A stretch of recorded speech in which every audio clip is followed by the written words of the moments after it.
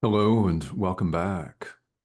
Today we're going to take a look at moments, at experiences in which we would say here in the world that we're transported beyond ourselves. So, from the standpoint of A Course in Miracles, which is what this video series is all about. I mean, all about. We're never really transported beyond ourselves.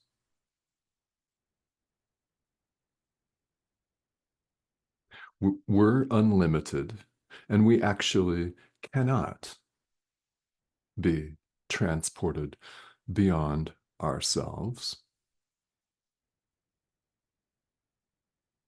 We can't.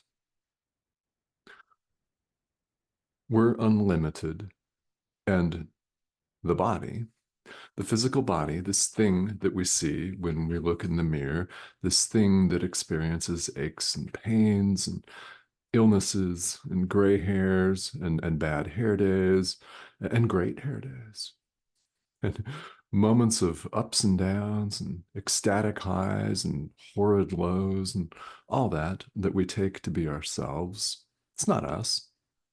It's not us at all.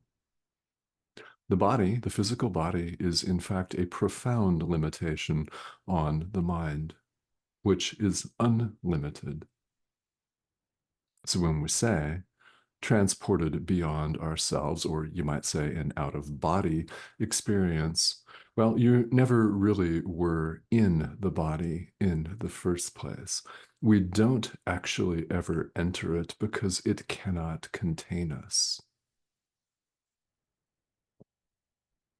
We may think, and we've chosen, we have most definitely chosen to identify with it and to think that it can contain the mind. It cannot. So let's talk about how this can actually be. And there's some beautiful language in the text of A Course in Miracles, chapter 18, section 6. Today we're looking at paragraphs 10 through 14 to be specific. If you want to follow along in the text, I cordially invite you to read and reread. You knew I would say that, right? But that's where this language stems from. And it's really important because it explains to us how all of this works. I mean, you may be very familiar with the notion that we're actually not a physical body. All appearances to the contrary. It looks like a body. It's a pixelated image on your screen. It's a bunch of electronic dots that have been reconstellated by this technology somehow, I don't know how, into the likeness and appearance of a middle-aged man from Arizona. I mean, you can't get any more ordinary than that. Yeah, not even, right? Everyone, everyone has had experiences where we would say that we're transported beyond ourselves.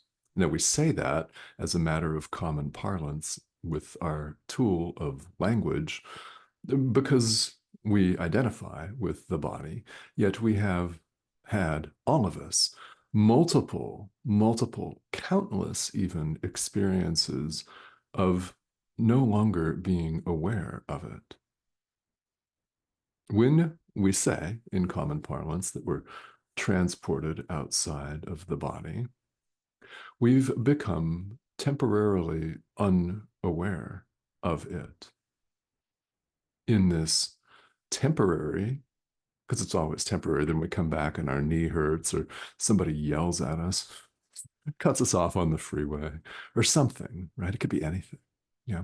So, in this temporary unawareness of the physical body, mind rushes to join with everything. It's unlimited and it expands. It's naturally expansive after all, but we become aware of it. And in our tool of language, we say we're lifted out of a body, which we're not really, but we use this language. So use it if it works for you. Yeah, outside the body, something transcendental, maybe. We've all experienced this, all of us. It's not like we have to have a blinding flash of light and become instantly enlightened, though that is certainly possible.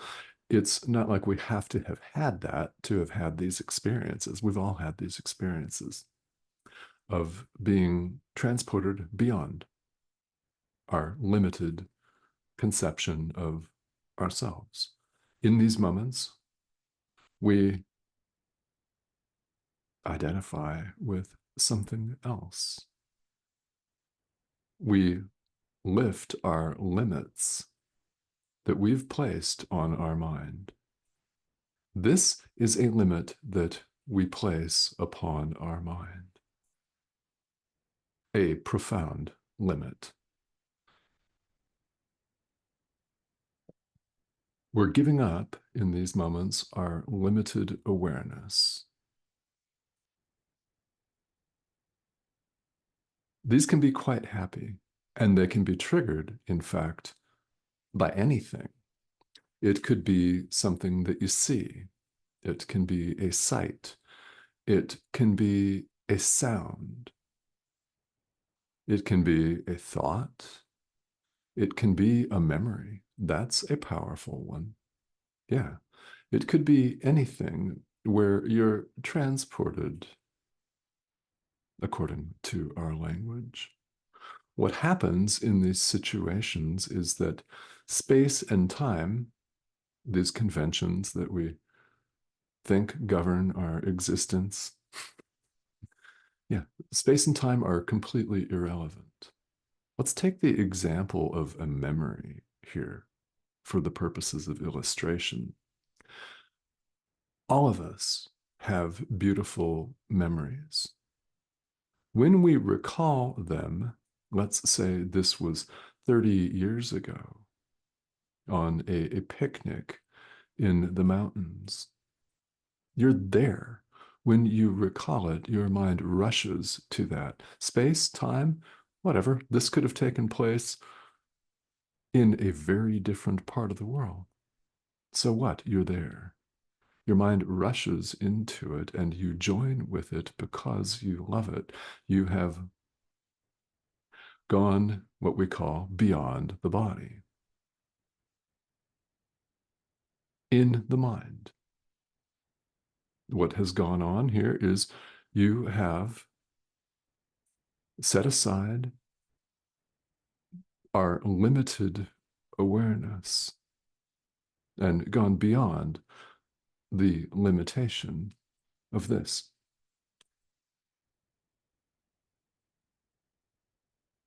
We join with these memories because we love them. And you're there. Picnic 30 years ago in the mountains, you're there. Walk on the beach 15 years ago, you're there. For that matter, walk on the beach 15 years from now, you're there.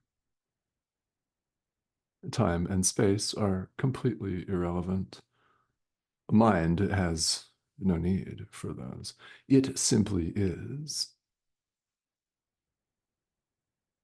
And when we have these experiences, which are always, think about it, there aren't they? They're always uplifting. They're always wonderful. And they may bring back all kinds of beautiful memories. But they remind you of something. Yeah. You could see something, hear something, taste something. Yeah. I personally have had many experiences from eating food or smelling something or taking a sip of a glass of wine that took me right back to Spain. And I mean, instantly there, even though I lived there 35 years ago, still transports. The transport, it's in the mind. We say it's transported. Mind is everywhere. There's no place. It cannot be contained. So we have these experiences, and they can be quite beautiful.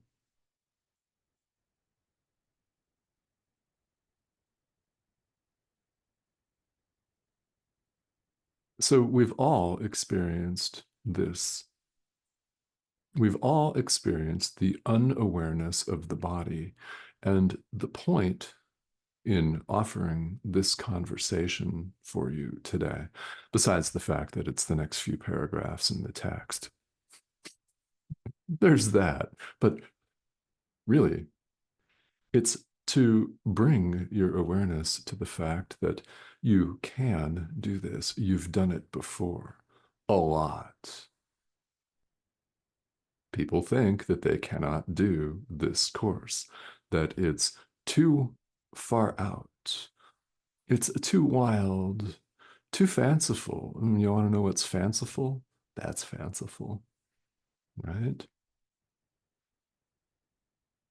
People think that they can't do it, that, well, maybe you can do it, but I don't know about me. Actually, you've done this. You've done it all already. This serves as an example of the fact that you not only can set aside the limited awareness of the body, but you've done it a lot. Multiple examples. I'm sure that you can think of many. And I invite you to think of many and then think about this section of the text of A Course in Miracles. This is how it actually operates. We can choose to set our limited awareness, our just really sadly limited awareness of ourselves aside. It's a choice we can make. Doesn't mean we live in the mountains in a picnic 30 years ago. When's that memory taking place, though? Right now. Everything happens in the present moment. Time and space are irrelevant, after all. You can